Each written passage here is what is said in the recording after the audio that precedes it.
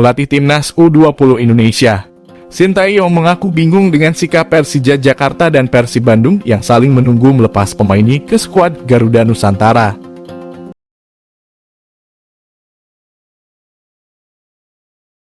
Seperti diketahui, hubungan Sintayong dengan Persija Jakarta akhir-akhir ini memanas. Bahkan pelatih Persija Jakarta Thomas Doll juga melempar sindiran ke Sintayong. Sindiran ini bermula dari Sintayong yang memanggil sebanyak 9 pemain Persija Jakarta untuk mengikuti TC Timnas U20 Indonesia.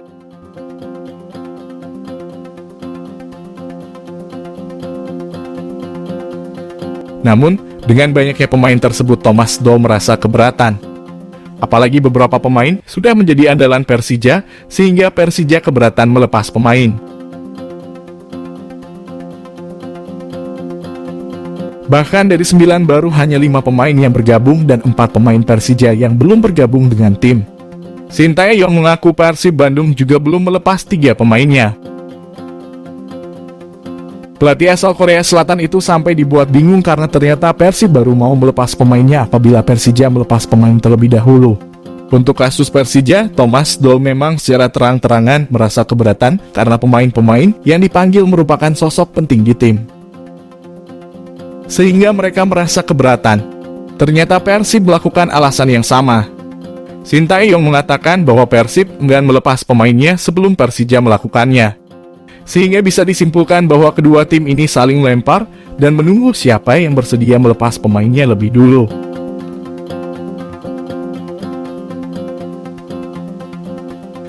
Situasi ini tentu saja membuat Sintayong bingung karena keduanya memberikan alasan yang sama. Lebih lanjut, Sintayong mengatakan bahwa sebenarnya pemanggilan pemain ini dilakukan untuk persiapan timnas Indonesia. Apalagi persiapan Piala Asia U20 2023. Dan juga termasuk langkah menuju Piala Dunia U20 2023. Sehingga kekuatan timnas pun diperlukan dengan maksimal. Sebab pemanggilan pemain ini dilakukan bukan untuk ajang kelas Piala AFF, namun skuad Garuda Nusantara ini bakal tampil di Piala Dunia.